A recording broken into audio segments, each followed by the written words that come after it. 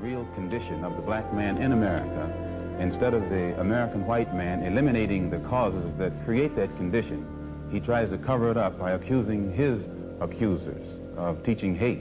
But actually, they're just exposing him for being responsible for what exists.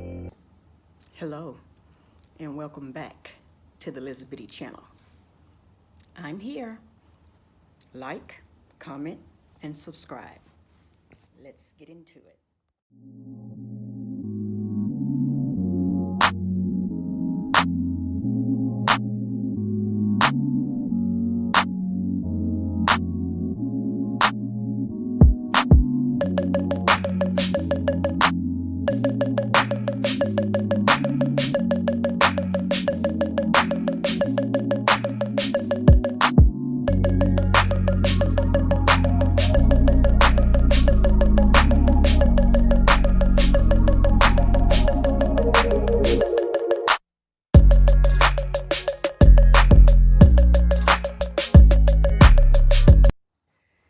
So today's topic, the race for Africa, aka Alkebulan.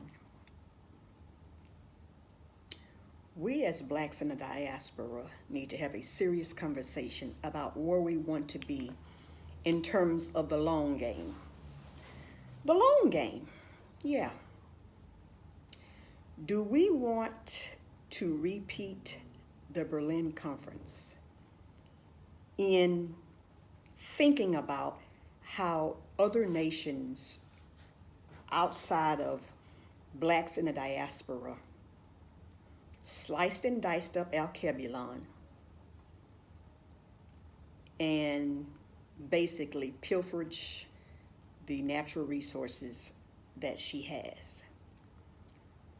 What we currently are seeing now is basically it's starting all over again. History is repeating itself. However, there are some different players in the mix. China, Japan, Canada. And so also to include the US. I'm not saying that blacks in the diaspora should pilferage Alkebulan. What I am saying that blacks in the diaspora should do, we should be the ones who are taking the raw materials and integrating those into refining them for the final product, i.e. cobalt for cell phones, manganese, bauxite, platinum. It's like China has come in and brought in the equipment and machinery, and they are doing the Berlin Conference all over again, all across Alkebulan. Military bases, installing their own Chinatowns in some of the African countries. So in terms of business, I understand why they're doing it. It's opportunity, and they are being allowed to do it. What I want you to contemplate is, should we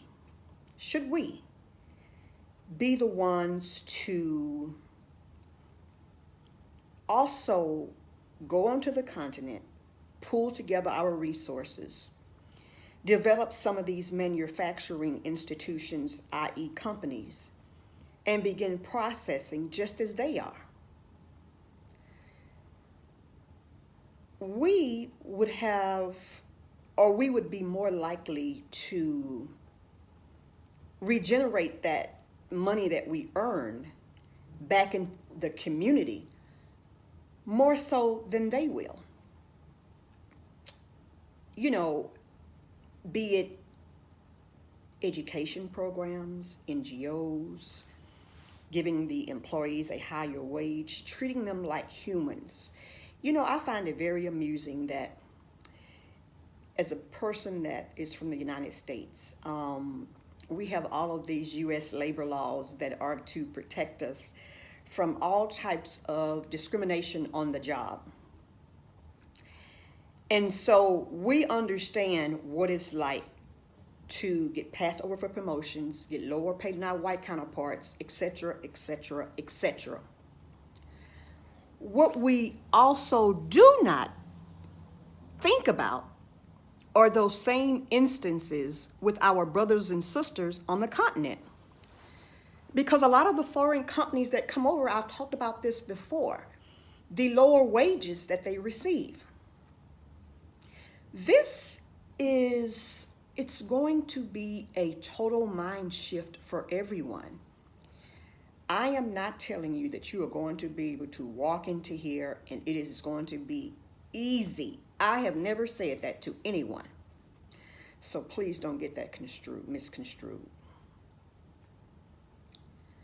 But at the same time, when I look at the race for all of the natural resources all over again, I just feel like there is some type of covenant that we don't see behind the scenes that is being laid out, and the continent is being chopped up all over again.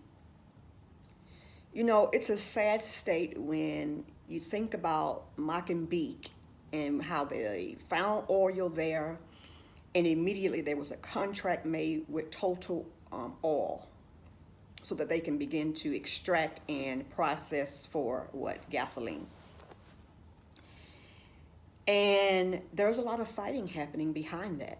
And I recognize that is because of the poverty mindset. We as Black diasporans have an obligation, if we are living on the continent and partaking in what Mother has given us naturally, we have an obligation to educate our brothers and sisters on what's really going on, if you catch my drift, okay? We have an obligation that if we operate businesses, that we don't operate them the way that business was operated against us back in the Western societies. A lot of us have been locked out. And that's just the facts. And so don't bring that ideology, that mentality. We have to work together with our people to figure this out. What I don't want to see, and what is so daunting to me, it's very daunting, is how, again, we're looking at the Berlin Conference times 2, because they've added some additional players. Imagine a place that has every natural resource known to mankind sitting right in her earth. Imagine a place that has soil so fertile that it can grow everything year round. Imagine a place where organic farming is normal. Imagine a place where invaders try to speed up the process of this farming and begin to implement GMO seeds. Imagine a place where resources are basically cannibalized, in the sense that the citizens do not get to enjoy their own land, enjoy the fruit of their land, enjoy the monetary devices that can be created from those items on her land. Imagine a place where invaders come and will create divisive tactics to keep black diasporans from communicating and bonding with their ancestors. Imagine a place where invaders basically start up the school system and structure that doesn't teach the indigenous about what's really going on, but use propaganda to make them loathe their brothers and sisters abroad.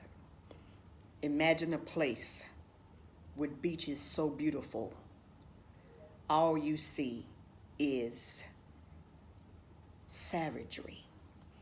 Imagine a place where animals roam freely in their own home. Imagine a place where we all come together and love one another. Imagine, imagine, imagine. As you begin to think about how we can come up with ways where the race for Africa is not taken over by nations who do not have their best interests at heart.